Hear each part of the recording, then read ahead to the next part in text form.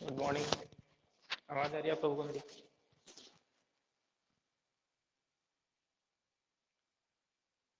अरे आवाज आ रही मेरी? तो ठीक है, देखो क्वेश्चन करेंगे अपन आज। एक्सरसाइज निकाल लो और सब लोग बुक लेके बैठेंगे। रवि, रवि आवाज आ रही है मेरी? सब लोग मेक श्योर कर ले कि बुक लेके बैठेंगे आज। बिना बुक के कोई नहीं बैठेगा। जिनके पास में बुक नहीं है सब लोग बुक लेके आ जाओ जल्दी से। एक और एक्सरसाइज निकाल लो। एक्सरसाइज 16.3।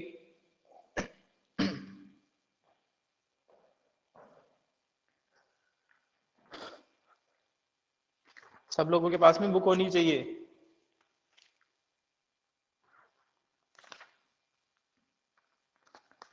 और जिसको भी क्वेश्चन पूछूंगा वो क्वेश्चन रीड आउट करके बताएगा ताकि मेरे को आइडिया लग जाएगी तुम लोगों के पास बुक है या नहीं। एक बार सब लोग, रवि आवाज आ रही तुम्हें? रवि, अक्षत, उपेंद्र, कृष्णा, अंशुल।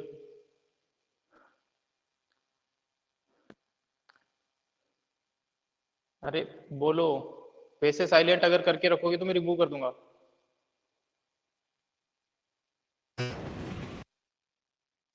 सर आवाज आ रही है? रवि, वैसे तुमने इतने दिन क्लास नहीं लिया, आज ले रहे हो, उसमें भी बोल नहीं रहे हो। तो जो मैं क्वेश्चन पूछूंगा उसको आप क्वेश्चन को रीड आउट करके बताओगे। सर मैं अभी बाहर हूँ तो सर बुक नहीं है, इसलिए घर पे जाके वापस से आपको बताता हूँ। तो तुम्हें फिर मैं हटा देता हूँ, तब तक के लिए वापस से ज्वाइन कर लेना तुम। क्लास को क्लास के ओके तरीके से सर। लिया करो तुम लोग। ओके सर, अभी सर मैं 10 मिनट में वापस ज्वाइन कर रहा हूँ। देखो एक्सरसाइज 16.3 निकाल लिया आप लोगों ने।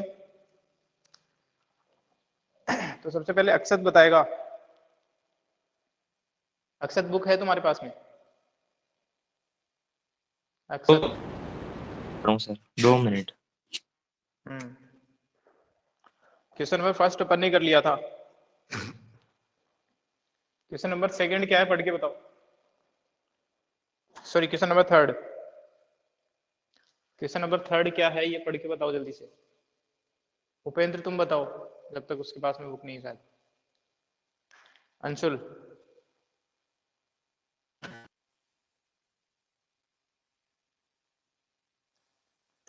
जल्दी बताओ, टाइम वेस्ट मत करो।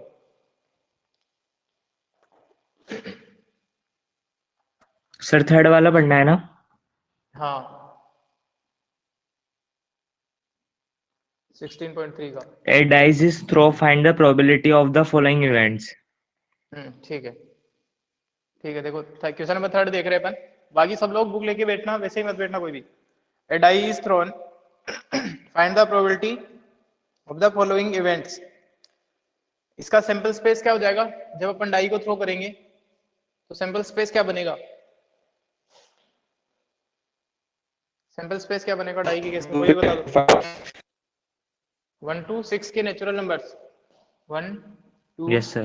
3 4 5 और 6। बिल्कुल बेसिक सा क्वेश्चन है। अब आगे इसमें कुछ इवेंट दे रखी है, उनकी प्रोबेबिलिटी निकालनी है ना। Find the probability of the following events. अब सबसे फर्स्ट क्वेश्चन में जो इवेंट दे रखी है उसको अपन ए मान लेते हैं। और इवेंट ए बोल रही है कि ए प्राइम नंबर है ना। जो नंबर है डाई पे जो आउटकम मिल रहा है वो प्राइम नंबर मिलना चाहिए। तो इसके फेवरेबल आउटकम क्या क्या हो जाएंगे, या इसका सेट बना लो है ना। इवेंट ए का सेट क्या हो जाएगा? Sir इवेंट ए का सेट क्या है? 2 4 6 2 5। ठीक है ना। तो अब डायरेक्ट फॉर्मूला भी यूज कर सकते हो, अदरवाइज जो अपना प्रोबेबिलिटी ऑफ 2 आने की प्रोबेबिलिटी और प्रोबेबिलिटी ऑफ 5 आने की प्रोबेबिलिटी को सम भी कर सकते हैं। लेकिन मेरे को पता है कि जब तक ये नहीं बोलेगा क्वेश्चन में कुछ और, तब तक अपन ये मान के चलेंगे कि जो आउटकम है वो फेवरेबल इक्वली लाइकली है। और इक्वली लाइकली आउटकम का अपन डायरेक्ट फॉर्मूला यूज कर सकते हैं ना। तो प्रोबेबिलिटी ऑफ इवेंट ए, इसका फॉर्मूला मैंने आपको बताया था, number of outcome favourable to event A, number of outcomes favourable to event A upon total number of outcome. ये वाला फॉर्मूला है जब आउटकम इक्वली लाइकली होते हैं। अगर क्वेश्चन में कुछ नहीं बोलेगा तो अपन इक्वली लाइकली ही मानेंगे by default. Total number of outcomes या इक्वली लाइकली आउटकम्स। या फिर इसका एक और फॉर्मूला है कि जो सेट ए है उसमें कितने आउटकम है, कितने सैंपल पॉइंट है upon total number of element in sample space that is in set S. तो इसको भी अपन यूज कर सकते हैं एन ए, यानी कि number of element in set ए में कितने एलिमेंट है 2 है और टोटल 6 है, तो प्रोबेबिलिटी कितनी आ जाएगी 1/3। ये प्रोबेबिलिटी है 1/3, ठीक है ना, हमेशा 1 से कम आएगी, 0 से ज्यादा आएगी। इसको अपन परसेंटेज में भी कन्वर्ट कर सकते हैं, अगर इस नंबर को अपन 100 से मल्टीप्लाई कर दें तो फिर ये परसेंटेज में हो जाता है ना, चांसेज आ जाएंगे। फिर प्रोबेबिलिटी तो 0 से 1 के बीच में लिखते हैं, लेकिन कितने % चांस है होने के, तो फिर अपन इस तरीके से भी लिख सकते हैं। आपको लिखना नहीं है, वैसे ही बताया मैंने। तो ये अपना क्वेश्चन नंबर 3 था। 3 के बाकी के पार्ट के बारे में बात करते हैं। क्वेश्चन नंबर 2 पार्ट, इसमें बोल रहा है ए नंबर ग्रेटर देन और इक्वल टू 3 विल अपीयर। तो जो इवेंट बी मान ली है मैंने, इसका सेट बताओ कृष्णा। जो सेकंड पार्ट है इसका, इसमें नंबर ग्रेटर देन और इक्वल टू 3, इसमें सेट में कौन कौन से एलिमेंट आ जाएंगे सेट बी में, बताओ जल्दी से।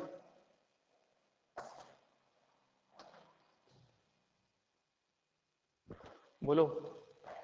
थर्ड के सेकंड में हाँ, 3 के सेकंड पार्ट में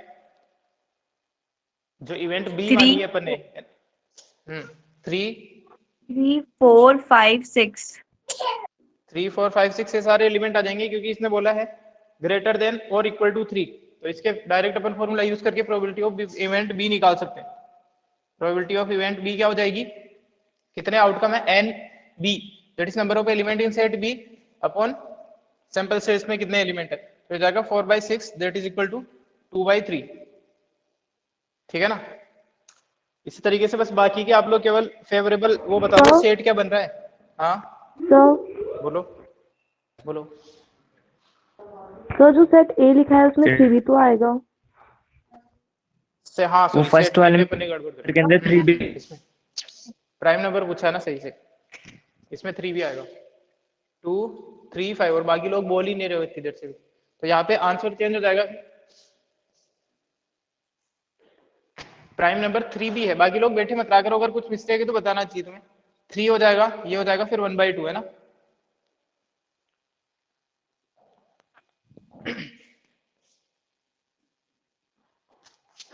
यानी कि 50% चांसेस है प्राइम नंबर आने के। 3 भी एक प्राइम नंबर है, तो 2 3 और 5 आ जाएगा। इसके बाद में थर्ड पार्ट को अगर अपन इवेंट सी मान ले, तो इवेंट सी का सेट क्या बनेगा ये बताओ। ए नंबर लेस देन और equal to 1, number less than और इक्वल टू 1, इसमें क्या एलिमेंट आ तो जाएगा 1 1 आ 1 जाएगा। केवल सिंगलटन सेट बन रहा है ना, एलिमेंट्री इवेंट। सिंगलटन सेट हमेशा एलिमेंट्री इवेंट को रिप्रेजेंट करता है। तो इसकी प्रोबेबिलिटी निकाल लेना आप लोग, 1/6 से डायरेक्ट पता चल रहा है। फोर्थ पार्ट है a number more than 6 will appear. More than 6 अगर इवेंट डी बोले तो इसमें कितने एलिमेंट आएंगे, तो 0 5 कोई एलिमेंट नहीं आएगा, यानी कि इस जो सेट है वो एम्प्टी सेट है, इम्पॉसिबल इवेंट है, प्रोबेबिलिटी 0 हो जाएगी इसकी। ठीक है ना। फिफ्थ पार्ट बोल रहा है a number less than 6 will appear. A number less than 6 will appear, यानी कि लेस देन 6 तो सारे ही, सॉरी कौन कौन सा आ जाएगा इसमें, लेस देन और इक्वल टू नहीं है, लेस देन 6 है। तो 1 2 5 सर 1 to 5 1 to 5 सारे नेचुरल नंबर आ जाएंगे, यानी कि 5/6 इसकी प्रोबेबिलिटी हो जाएगी। इसका स्क्रीनशॉट लो, फिर कुछ और क्वेश्चन करते हो आगे। बाकी सारे क्वेश्चन सिंपल है, बाकी कुछ क्वेश्चन अच्छे हैं, 3 4 क्वेश्चन अच्छे हैं इस एक्सरसाइज में। बाकी अगर आप लोगों ने ट्राई किए होते तो बाकी क्वेश्चन हो जाते।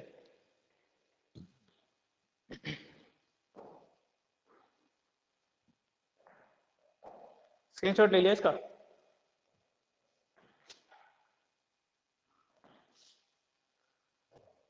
देखो इसके बाद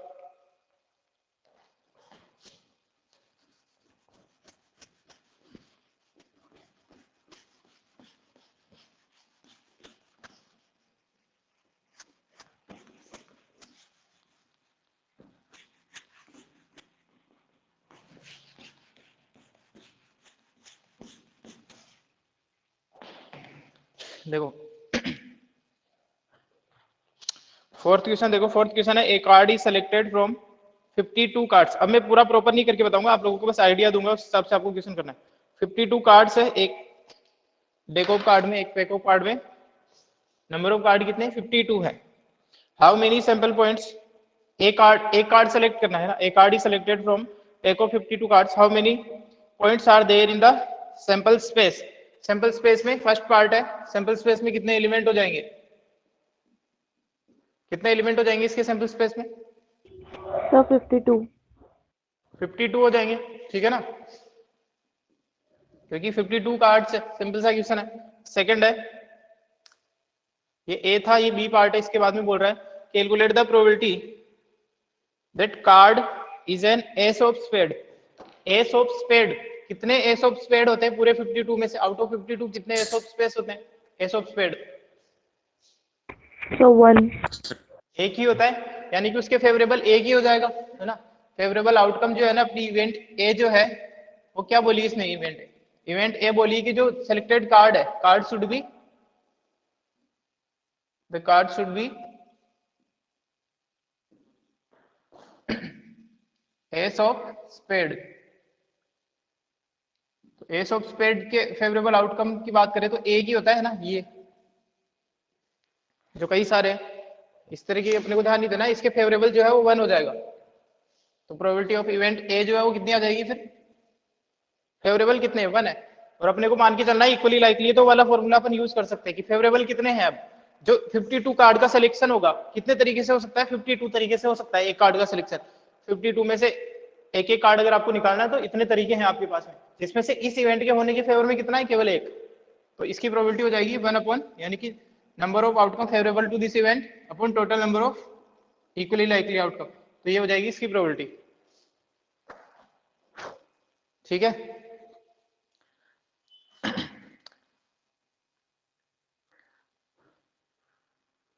इसके बाद में सी पार्ट देखो इसका, calculate the probability that card is an S और ब्लैक कार्ड। सिंपल है सी क्वेश्चन। सी क्वेश्चन में डायरेक्ट प्रोबेबिलिटी बता दो आप। पहले तो इसने पूछा है कि एन एस, तो प्रोबेबिलिटी ऑफ एन एस, इसकी प्रोबेबिलिटी कितनी है बोलो? 4/52 हो जाएगी, क्योंकि 4 एस होते हैं अपने पास में, ठीक है ना। जो सिंप्लीफाई करे तो 1/13 आंसर हो जाएगा।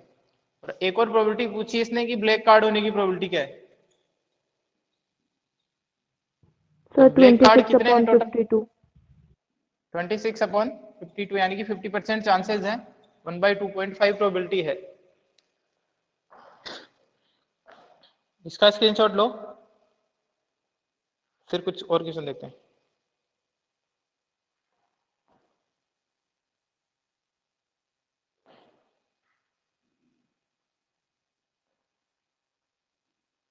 हो गया, देखो 4 तो था ये, 5th 6th भी कर लेते हैं, छोटे छोटे हैं, हिंट बता देता हूँ मैं इसका। एक क्वेश्चन ये वाला अच्छा है, 7th क्वेश्चन थोड़ा बढ़िया है, क्वेश्चन नंबर 6 है। क्वेश्चन नंबर 5th की बात करेंगे पहले। Question number 5th,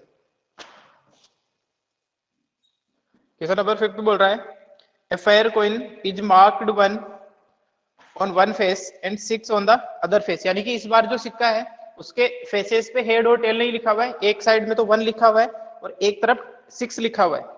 and fair die are both tossed. एक तो डाइस है, डाई तो वही नॉर्मल डाई है जिसमें 1 2 6 जो नंबर है वो लिया है उसके 6 सरफेस पे, और साथ ही साथ में एक कॉइन है, कॉइन पे हेड और टेल नहीं लिखा हुआ है, एक फेस पे उसके 1 नंबर लिखा हुआ है 1 और एक साइड में उसके 6 लिखा हुआ है। अब बोल रहा है फाइंड द प्रोबेबिलिटी। तो अपन सैंपल स्पेस बना लेते हैं इस इवेंट का।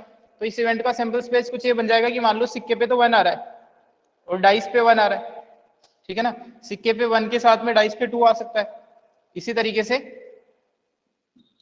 सिक्के पे 1 के साथ में 6 आ सकता है डाइस पे, और इसी तरीके से मान लो अगर कॉइन पे 2 आया है, सॉरी 2 नहीं है 6 है, कॉइन पे एक तरफ 1 लिखा है और एक तरफ 6 मार्क किया गया है, तो 6 के साथ में 1 आ सकता है, 6 के साथ में 2 आ सकता है, और एक है 6 के साथ में 6 आ सकता है। तो कितने सैंपल पॉइंट हो गए इस सैंपल स्पेस पे? 12 सैंपल स्पेस हो गए अपने पास पे, है ना। आउटकम जो है वो टोटल आउटकम 12 है और सारे इक्वली लाइकली अपन मान के चलेंगे। अब ये बोल रहा है कि जो सम है, सम ऑफ द नंबर वो 3 आने की प्रोबेबिलिटी क्या है, सम 3 आने की प्रोबेबिलिटी क्या है, तो सम 3 होने के फेवर में कितने चांसेस है, देखो इनमें से क्या क्या है, जो यहाँ लिख देता हूँ मैं, सर इवेंट वन ए है। Comma two. इस तरीके से करना है आपको ना, इवेंट ए सम इज 3, तो इसका सेट बना सकते हो आप, कौन कौन सा है, 1,2, बस केवल एक ही है, और 2 1 तो यहाँ पॉसिबल ही नहीं है, क्योंकि जो अपना कॉइन है उस पर तो केवल 1 और 6 लिखा हुआ है, और दूसरी इवेंट जो इसने बोली है बी इवेंट, उसने कहा है सम कितना होना चाहिए इस बार, 12 होना चाहिए, sum is 12, let event A is representing sum is 3 और event B is representing sum is 12, तो इसके फेवर में 6,6 है। और कोई है इसमें पॉसिबल 12 के फेवर में, सम 12 आने का और कोई चांस है, नो नो सर। सर। देखो ठीक है, तो यानी कि सम 3 की प्रोबेबिलिटी भी हो जाएगी 1/12, और सम 12 होने की प्रोबेबिलिटी भी कितनी हो जाएगी, इसमें कंफ्यूज मत हो जाना तुम लोग, सम 12 कितना बोला इसने, सम 12 बोला है, तो सम 12 होने की प्रोबेबिलिटी भी कितनी हो जाएगी 1/12। 6th क्वेश्चन देखो इसके बाद में, 6th क्वेश्चन बोल रहा है देयर आर 4 मेन, देखो 4 मेन है और 6 विमेन है। अब ये बोल रहे हैं कि यानी कि टोटल 10 है अपने पास में, 10 पॉसिबिलिटीज है, if one council member is selected for a committee at random, how likely is that it is a women, women होने की क्या प्रोबेबिलिटी, इनमें से एक पर्सन अपने को सेलेक्ट करना है जिसको किसी काउंसिल का मेंबर बनाना है, ठीक है ना, ये जो टोटल है इनमें से एक पर्सन को अपने को सेलेक्ट करना है और काउंसिल का मेंबर बनाना है, तो अब अपने को ये देखना है कि क्या चांसेस है कि वो वुमेन हो, वो जो काउंसिल की मेंबर बने वो वुमेन बने। तो देखो पहले तो टोटल पॉसिबल आउटकम कितने हैं, टोटल आउटकम्स जो है मतलब कितने तरीके हैं अपने पास में इन 10 में से एक को सेलेक्ट करने का, तो एक इसका भी यूज कर सकते हो, अदरवाइज तुम्हारे को पता ही है ना, 10C1 ये जो अपन ने किया था कॉम्बिनेशन 10C1, यानी कि 10 में से एक सेलेक्ट करने का कॉम्बिनेशन, सिलेक्शन ही है तो केवल सी लगाते हैं, अगर उनको अरेंजमेंट भी देखना होता तो फिर परम्यूटेशन लगाते हैं, और अदरवाइज तुम डायरेक्ट भी लिखोगे तो 10 ही पता है तुम्हें, है ना। और अब फेवरेबल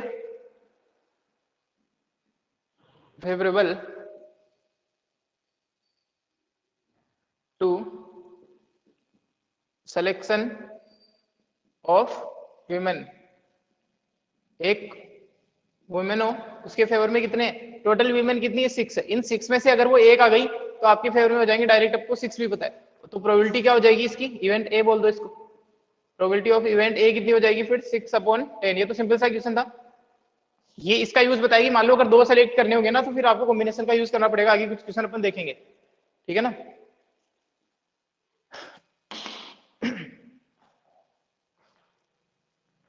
ये आ गई प्रोबेबिलिटी 3/5, इसका स्क्रीनशॉट लो, ये क्वेश्चन में कोई प्रॉब्लम है 6th में किसी को, 6th क्वेश्चन में कोई प्रॉब्लम है, no no sir. Sir. No, अब sir. 7th क्वेश्चन देखते हैं अपन, 7th क्वेश्चन पढ़ो आप लोग, 7th क्वेश्चन एक अच्छा क्वेश्चन है,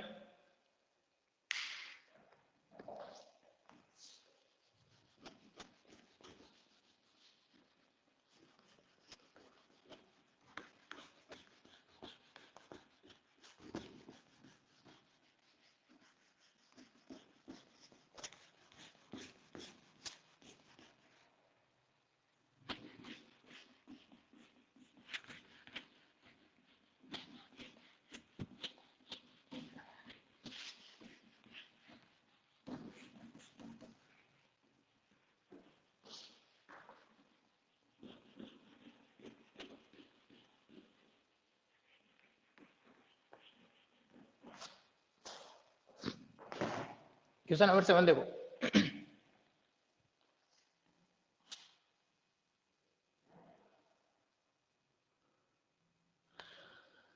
क्वेश्चन नंबर 7 बोल रहा है a fair coin is tossed 4 times, एक कॉइन को 4 बार टॉस किया गया है, and a person win ₹1 for each head, अगर हेड आता है मान लो एक हेड आता है तो एक उसको ₹1 विन करता है कोई पर्सन है, और अगर and lose 1.5 rupees for each tail, अगर टेल आ जाता है जितने टेल आएंगे मान लो एक टेल आया तो हर टेल के लिए उसको 1.5 रुपीज का लॉस होगा for each tail, then from the sample space from the sample space calculate how many different amounts of money you can have after 4 tosses. कितने तरीके की प्राइस विन या लूज कर सकता है कोई person, and find the probability of having each of these amount. हर एक अमाउंट के जो विन या लूज करने की जो प्रोबेबिलिटी वो भी अपने को निकालनी है. देखो क्वेश्चन नंबर 7 है. इसका सैंपल स्पेस मैं आपको बता दूं पहले तो कि जो सैंपल स्पेस है वो कुछ ऐसा है. सैंपल स्पेस किसका, ये सैंपल स्पेस है 4 कॉइन को टॉस करने पे कितनी आउटकम बन सकते हैं अपने पास में, ना. या फिर मैं ऐसे लिखता हूं, जो आउटकम्स है अपने पास में वो कितने हैं. ये हो सकता है हेड हेड हेड. कितने कॉइन है, 4 है क्या.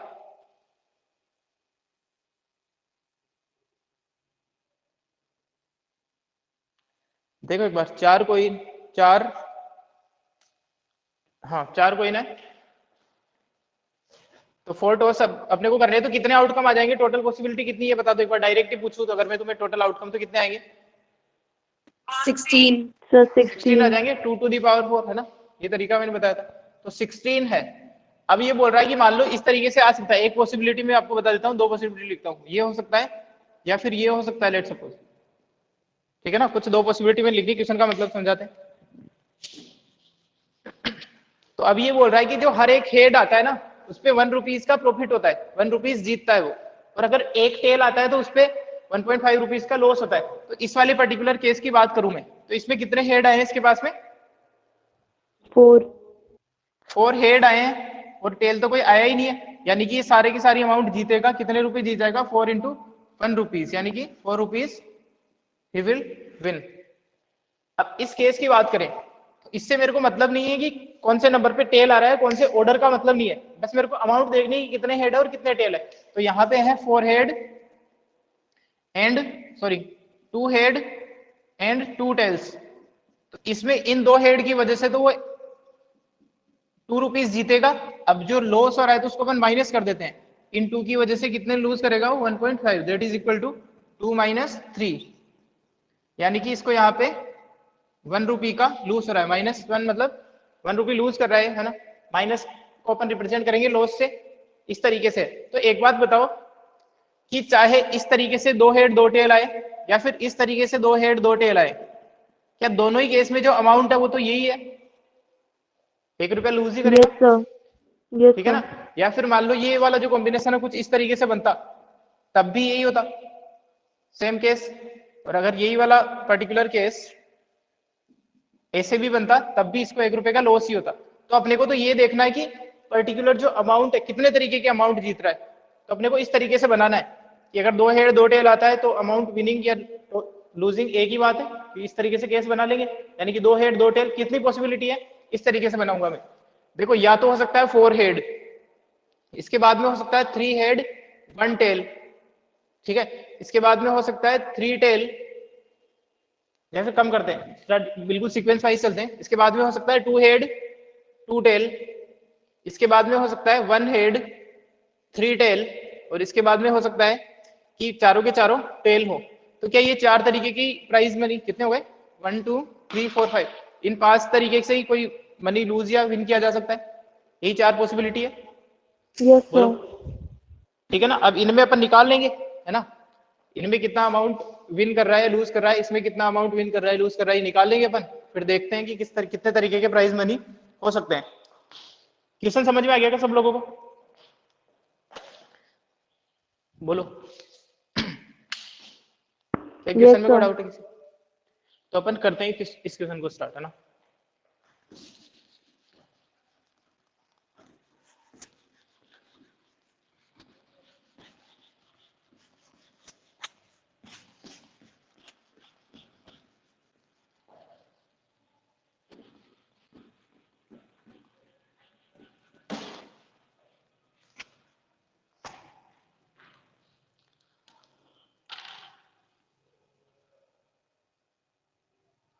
तो अपन लिखते हैं amount of money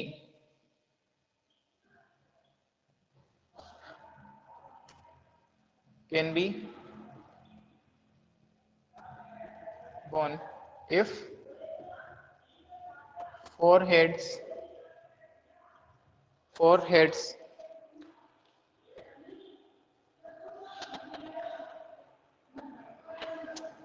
turned up, है ना। अगर 4 हेड आते हैं तो अमाउंट ऑफ मनी कितनी विन कर रहा है वो अपन लिख देते हैं 4 into 1 that is equal to 4 rupees, ठीक है ना। Same amount of money can be won if 3 head and 1 tail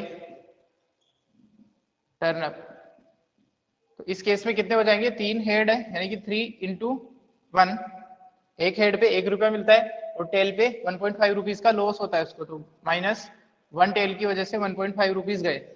ये जो मैं यहाँ पे अमाउंट लिख रहा हूँ ना, ये जो मैंने डॉटेड सर्किट में बंद करे ये अमाउंट है ना, कि कितना रुपया लूज या विन कर रहा है। और ये जो साइन है प्लस और माइनस का, वो क्यों लिख रहा हूँ मैं, लॉस के लिए माइनस लिख रहा हूँ ताकि वो कम होंगे उतने पैसे, और अगर जहां पे प्रॉफिट होगा उसको वहां पे अपन एडअप कर देंगे। तो इसका रिजल्ट कितना आ जाएगा, ये हो जाएगा प्लस 1.5 रुपीज का प्रॉफिट इस केस में भी हो रहा है इसको, ठीक है ना। अब एक और केस, और कुछ केस पॉसिबल है वो बनाते हैं, डायरेक्ट लिख देता हूं मैं अब यहाँ पे। एक सिनेरियो बनता है अपने सामने, 2 हेड एंड 2 टेल्स। तो इस केस में क्या होगा, 2 हेड की वजह से उसको 1 रुपीज हर हेड पे प्रॉफिट होता है, माइनस क्योंकि टेल की वजह से लॉस हो रहा है तो 2 टेल आए हैं और हर टेल पे 1.5 रुपीज का लॉस होता है। तो इसका रिजल्ट आ जाएगा 2 - 3 that is equal to 1 rupees. But याद रखना ये जो है वो माइनस है, माइनस मतलब यहाँ पे लिख दो लॉस ऑफ 1 रुपीज, ठीक है। इसके बाद में क्या बन सकती है पॉसिबिलिटी, इसके बाद में बन सकता है 1 head and 3 tales.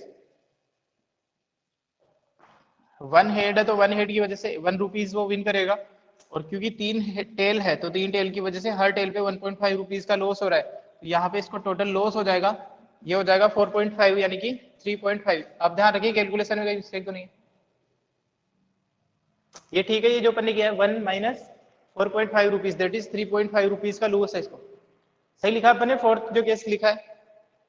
Yes sir. बोलो, ठीक है। यहाँ पे लिख दो लॉस ऑफ 3.5 रुपीज, और लास्ट जो केस है वो है 4 टेल्स।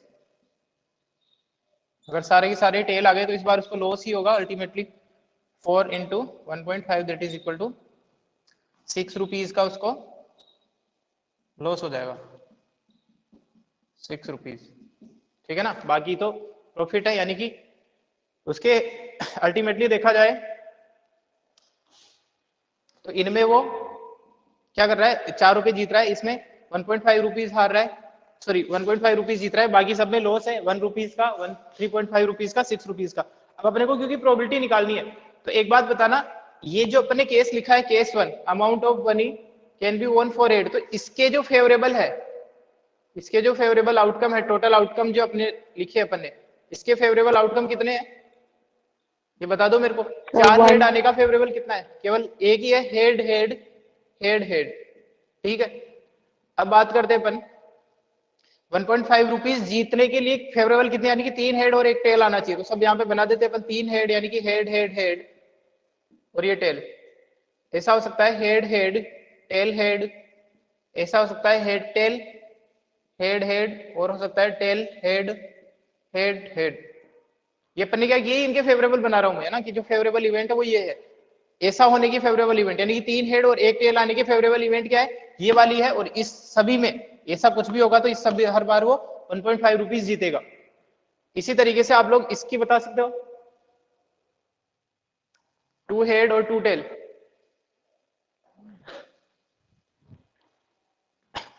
इसको मिटा देता हूं मैं। 2 हेड और 2 टेल आने के फेवर में देखो 2 हेड 2 टेल, ऐसा हो सकता है हेड हेड टेल टेल, और हो सकता है head head tail, head tail, और हो सकता है टेल हेड हेड टेल, और हो सकता है, और कुछ पॉसिबिलिटी है इसमें? टेल हेड, और हो सकता है टेल टेल हेड हेड। इसके अलावा कुछ बचा है क्या?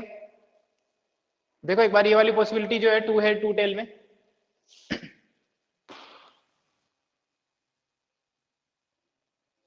Head tail tail head. यानी कि टोटल देखो ऐसा होना चाहिए था, फैक्टोरियल 4 है ना, तो फैक्टोरियल 2 दैट इज फैक्टोरियल 2, यानी कि 24/4 6 बनने चाहिए, 6 सर बनने हेड चाहिए। टेल अच्छा head tail tail Tail, head, ये नहीं बनाया अपन है ना। तो कितने हो गए इसके फेवरेबल? ये वाला काम कब हो सकता है? 6 तरीके से हो सकता है, यानी कि 1 रुपीज लूज करने के फेवर में कितने इवेंट, कितने आउटकम है? 6 आउटकम ऐसे है जब इसको 1 रुपीज का लॉस होगा, ठीक है ना। और अब इसके फेवरेबल बनाते हैं। 3.5 रुपीज लूज कब करेगा? 1 हेड और 3 टेल आ जाए तो, 1 हेड और 3 टेल आने का इस तरीके से तुम निकाल सकते हो अगर सब वक्त। देखो अपन ने क्या किया कि 4 है, 4 को कितने तरीके से अरेंज किया जा सकता है? Factorial 4 upon factorial 2 into factorial 2, ये डिवाइड क्यों किया अपन ने? 2 यहाँ जो मैंने फैक्टोरियल 2 क्यों किया है? बोलो। सर क्योंकि 2H और 2T है अपने पास इसलिए। सेम है ना, तो सेम से डिवाइड करना होता है, तो उतने तरीके आ जाएंगे अपने पास में। कॉम्बिनेशन की जरूरी है यहाँ पे, और इसमें भी मैं डायरेक्ट पहले से निकाल सकता हूँ। 4 है, उनमें से 3 से मैं फैक्टोरियल 3 दैट इज 24/6, यानी कि 4 बनेंगे, ठीक है ना। 4 कैसे बन सकते हैं? 3 टेल चाहिए, 1 हेड चाहिए।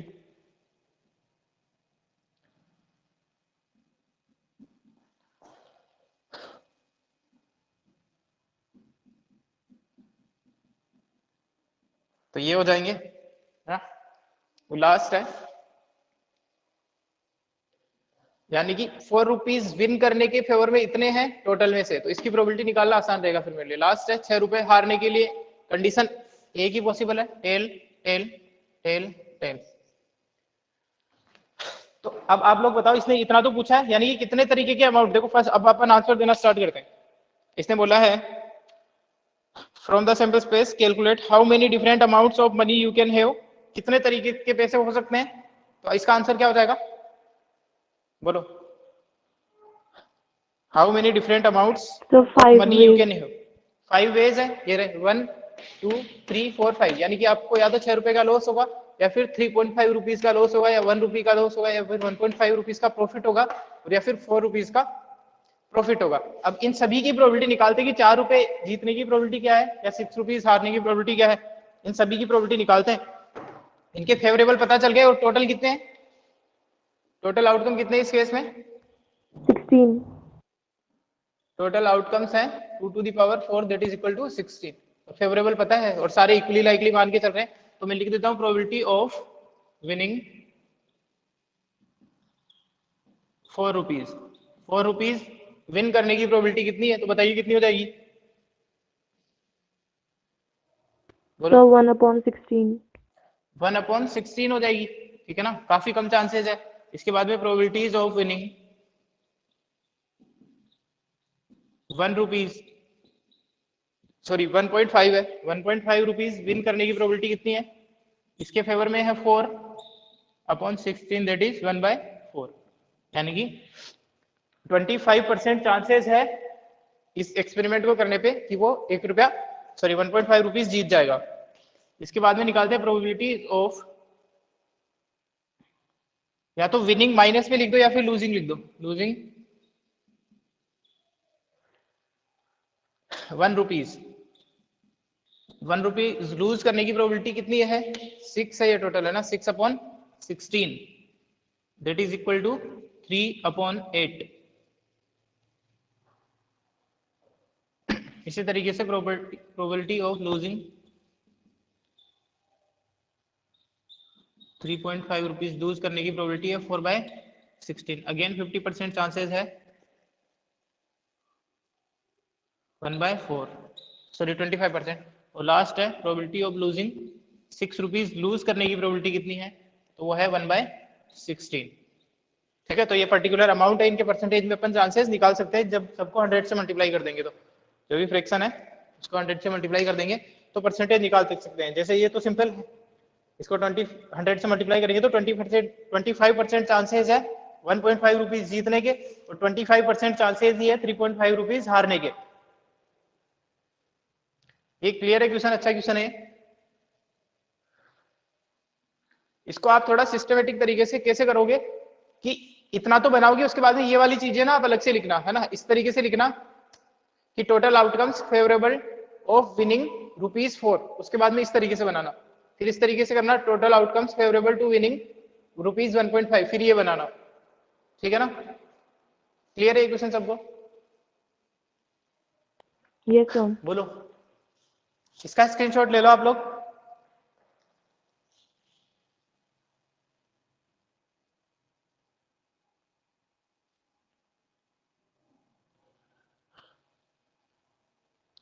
इसके बाद देखो 8th क्वेश्चन, एक बार 8th क्वेश्चन अपन ओरली कर रहे हैं। 8th क्वेश्चन जो है, 8th क्वेश्चन में बोल रहा है 3 coins are tossed once, तो सैंपल स्पेस में सैंपल पॉइंट कितने हो जाएंगे? सिंपल सा क्वेश्चन है, सैंपल पॉइंट कितने हो जाएंगे? 8 हो जाएगी, जिसमें से 3 हेड आना टेल आना वो आपको पता चल जाएगा 8 के 8 केस में। आप मेरे को बता दो एटमोस्ट 2 हेड का क्या मतलब है? एटमोस्ट और एटलीस्ट, ये जो वर्ड एटमोस्ट मतलब, हाँ सर, ये वाला ही नहीं आया।